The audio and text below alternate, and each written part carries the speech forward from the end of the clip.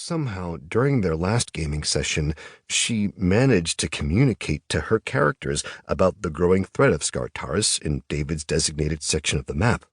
Her three characters, Delrael the Fighter, his scholarly cousin Velret, and the half-sorcerer Brill, had tried to protect their land from Skartaris by creating a giant barrier river that severed the eastern half of the map from the rest. But now she knew, as did her characters, that the barrier river would not stop David's creature. It would only trap half the inhabitants of Hexworld on the wrong side, with the growing threat of Skartaris. She stared at the blue line of hexagons that indicated the river slicing down the map. It still gave her shivers to think about it. Hexworld showed its own power the previous week, during their last gaming session. This had become much more than a game, to all of them. In their imaginary adventure, the new river came surging from a channel from the northern sea to pour across the plains, and as the four players watched, Melanie's painted map reflected the change all by itself. Hexagons of forest, grassland, and swamp terrain turned blue right in front of their eyes. Scott, the rational one, had been amazed and terrified, unable to hint at an explanation. But Melanie knew the explanation. It was so simple. After being steeped in the gaming fantasy as dictated by the rules, Hexworld had developed its own magic. And Hexworld was not going to accept its destruction without a fight. If she could do anything to help, even if it meant stretching the rules a bit behind the other players' backs, then Melanie felt obligated to do so. After all, not many people ever had the opportunity to save a world, not even an imaginary one.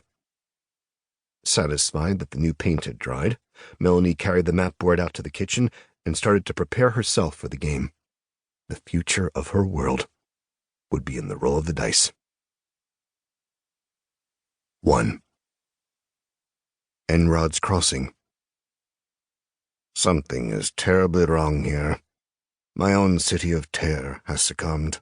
People I have known for years act strangely. At times, even I do not know what I have done or where I have been. And the untainted lands to the west have cut themselves off from us with a great river. We are trapped and alone. We have been sacrificed. They didn't even give us a chance. Enrod, Annals of Ter. Final entry. The sentinel Enrod stood on the eastern shore of the barrier river. The black hex line that separated the water from overhanging willows and reeds extended razor-sharp as far as he could see, north and south. Off in the distance, across the impassable expanse of water, he could see the green rolling lines of forest terrain, lush and healthy. Farther north, Enrod could see the broad expanse of a hexagon of grassland, all green, all growing, safe and protected from the evil to the east. Enrod gritted his teeth.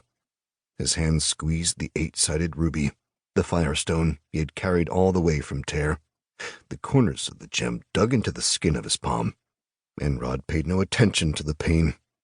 He was the last remaining full-blooded sorcerer male on Hexworld, now that Sardoon was gone.